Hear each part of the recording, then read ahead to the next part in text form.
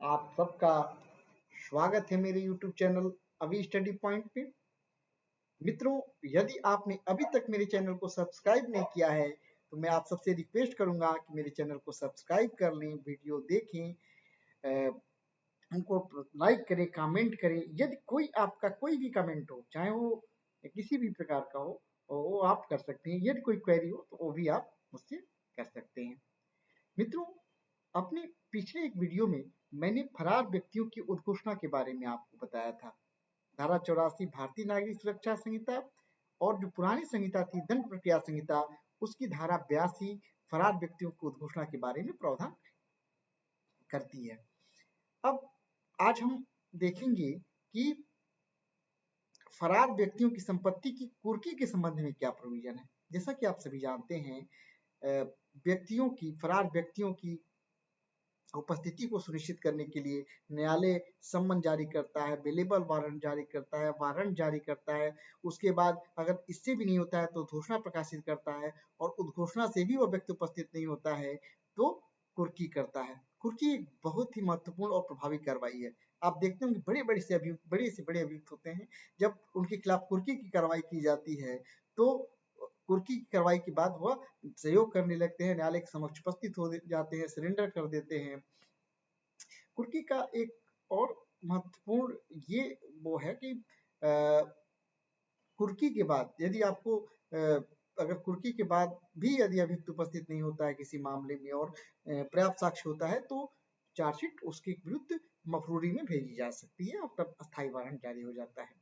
तो आइए आज हम लोग जानते हैं कि वर्तमान में फरार व्यक्तियों की संपत्ति की कुर्की के संबंध में क्या प्रक्रिया है। दंड प्रक्रिया संहिता की धारा 83 में कुर्की का प्रावधान किया गया था। किसमें प्रावधान था मित्रों? दंड प्रक्रिया संहिता की धारा 83 में।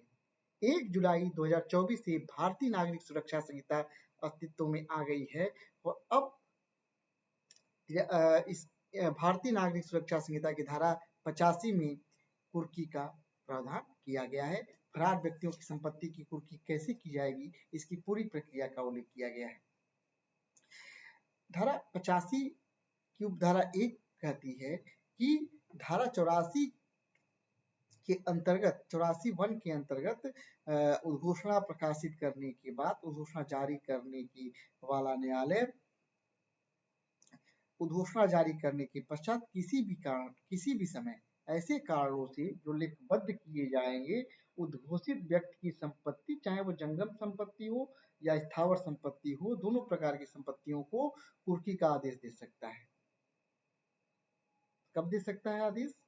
उद्घोषणा जारी करने के पश्चात किसी भी समय वह न्यायालय जिसने ऐसी उद्घोषणा प्रकाशित की है वह न्यायालय दे सकता है। किस धारा के अंतर्गत देगा? धारा 85(1) के अंतर्गत।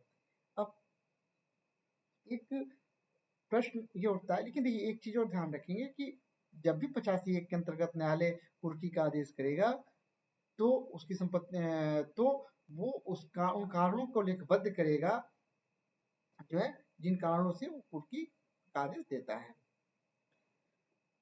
दूसरी चीज एक प्रश्न उठता है कि क्या उद्घोषणा प्रकाशित करते समय ही भी कुर्की की जा सकती है? मतलब जैसे 82-83 पूर्व में और वर्तमान में भारतीय नागरिक सुरक्षा संहिता की धारा 84 और धारा 85 यानी फरार व्यक्तियों की उद्घोषणा और फरार व्यक्तियों की संपत्ति की कुर्की एक साथ की जा सकती है। इस प्रश्न का उत्तर हाँ में है। कंडीशंस क्या है, उसकी कुछ कंडीशंस है वो मैं बता रहा हूँ आपको। धारा 85(1) का परंतुक है, प्रोविजो बताता है कि यदि उद्घोषणा जारी करते समय न्यायालय का शपथ पत्र से या अन्यथा, देखिए इस यहाँ ध्यान देने वाली बात है, चाहे शपथ पत्र द्वारा समाधान कराया गया हो या अन्य किसी भी प्रकार से समाधान कराया गया हो, अन्यथा शब्द का प्रयोग है। यह समाधान हो जाता है कि वह व्यक्ति जिसके संबंध में उद्घोषणा निकाली गई है वह अपनी समस्त संपत्ति, दो कंडीशन है मित्रों। फर्स्ट, वह अपनी समस्त संपत्ति या उसके किसी भाग का व्ययन करने वाला है, या दूसरा क्या है, अपनी समस्त संपत्ति या उसके किसी भाग को उस न्यायालय की स्थानीय अधिकारिता की सीमाओं से हटाने वाला है। यदि इस दो शर्तों का समाधान में से किसी भी एक शर्त का समाधान हो जाता है तो न्यायालय उस घोषणा करने के साथ साथ संपत्ति कुर्की का भी आदेश कर सकता है। प्रश्न यह पूछा जाता है अक्सर कि कब घोषणा जारी करने के साथ साथ न्यायालय कुर्की का भी आदेश एक साथ कर सकता है, अर्थात धारा 84 और धारा 85 भारतीय नागरिक सुरक्षा संहिता की कार्रवाई कब दोनों एक साथ की जा सकती है, ये दोनों कंडीशन है। अब 85 एक के अंतर्गत कुर्की 85 की उपधारा एक के अंतर्गत कुर्की का आदेश हो गया। कुर्की के आदेश होने के पश्चात दूसरा ये प्रश्न उठता है कि इस आदेश का क्या प्रभाव होगा। यदि न्यायालय कुर्की का आदेश करता है तो इसका क्या प्रभाव होगा। इसका प्रभाव बताया गया है धारा 85 की उपधारा 2 में। यह धारा ये बताती है कि जब न्यायालय कुर्की का आदेश करता है तो ऐसा आदेश उस जिले में जहां वह न्यायालय है उस व्यक्ति की जिसके संबंध में जिसकी संपत्तियों की कुर्की करने का आदेश किया गया है उसकी संपत्ति की कुर्की को प्राधिकृत करेगा। यदि संपत्ति उस जिले में नहीं है जिस जिले में ऐसा आदेश पारित किया गया किसी अन्य जिले में है तो उस जिले में जहाँ की वह संपत्ति स्थित है वहाँ के जिला मजिस्ट्रेट द्वारा प्राधिकृत किए जाने के बाद पृष्ठांकित किए जाने के बाद वो कुर्की जो है उसकी हो सकेगी, कुर्की को वो प्राधिकृत करेगा। तो दो चीजें हैं कि ऐसा आदेश उस जिले में जिसमें वह दिया गया है उस व्यक्ति को किसी संपत्ति की कुर्की प्राधिकृत करेगा और उस जिले के बाहर की उस व्यक्ति की किसी संपत्ति की कुर्की तब प्राधिकृत करेगा जब वह उस जिला मजिस्ट्रेट द्वारा जिसके जिले में ऐसी संपत्ति स्थित है पृष्ठांकित कर दिया जाए। तो ये था धारा 85(2) कुर्की के आदेश के प्रभाव के बारे में बताती है कि उसका क्या आदेश का क्या प्रभाव होगा, कैसे कुर्की जाएगी। अब तीसरी बात है कि कुर्की कैसे की जाएगी। तो देखिए संपत्ति दो प्रकार की होती है, एक जंगम और दूसरी जो है वो स्थावर। दोनों के बारे में अलग अलग प्रक्रियाएं बताई गई हैं, अलग अलग प्रकार से उनको जो है कुर्की को क्रियान्वित किया जाएगा। पहला है मान लीजिए यदि वो ऋण या जंगम संपत्ति है, ऋण या चल संपत्ति है यानी जंगम संपत्ति है तो वह धारा 85 की उपधारा 3 में बताई गई प्रक्रियाओं से उसको कुर्की किया जाएगा। यदि वह संपत्ति जिसकी कुर्की करने का आदेश दिया गया है ऋण या अन्य जंगम संपत्ति है तो कुर्की किया जाएगा अधिग्रहण द्वारा, बाय सीजर, रिसीवर की नियुक्ति द्वारा, by the appointment of A receiver. तीसरा उसका जो है तीसरा कंडीशन से बताया गया प्रकार बताया गया है उद्घोषित व्यक्ति को या उसके निमित्त किसी भी व्यक्ति को उस संपत्ति का प्रदान करने का प्रसिद्ध करने वाले लिखित आदेश द्वारा किया जाएगा। तीन तरीके बताए गए हैं और इन तीनों तरीकों में से जिसका चौथा खंड बताता है 85(3) का जो घ है वो बताता है कि कुर्की इन दो बताए गए तरीकों में से सभी या किन्हीं दो तरीकों से की जाएगी। यानी मान लीजिए जैसे या तो सीजर करके रिसीवर नियुक्त कर दिया गया या आदेश करते हुए इसके संदर्भ में कोई आदेश कर दिया गया तो दो तरीका कोई एडॉप्ट किए जाएंगे।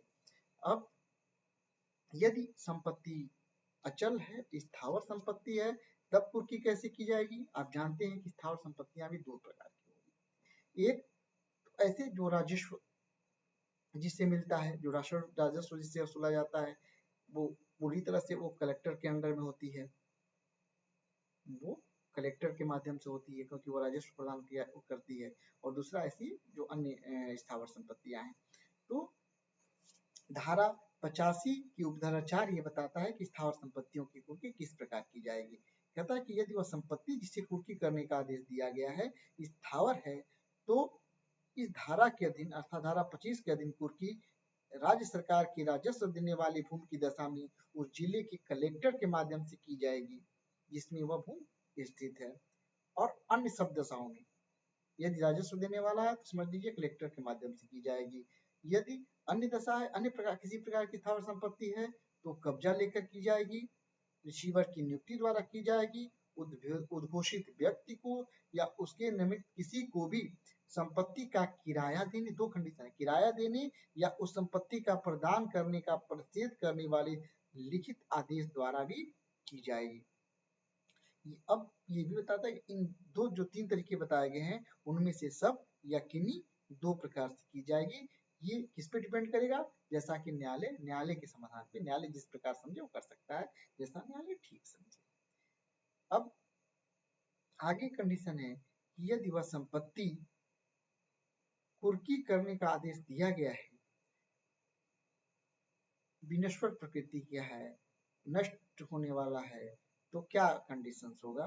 तो धारा 85 की उपधारा 5 के हिसाब के इसमें प्रावधान करती है कि यदि वह संपत्ति जिसके कुर्क करने का आदेश दिया गया है जीवधन है या विनस्पत प्रकृति का है, तो यदि न्यायालय समीचीन समझता है तो वह उसके तुरंत विक्रय का आदेश दे सकता है, और ऐसी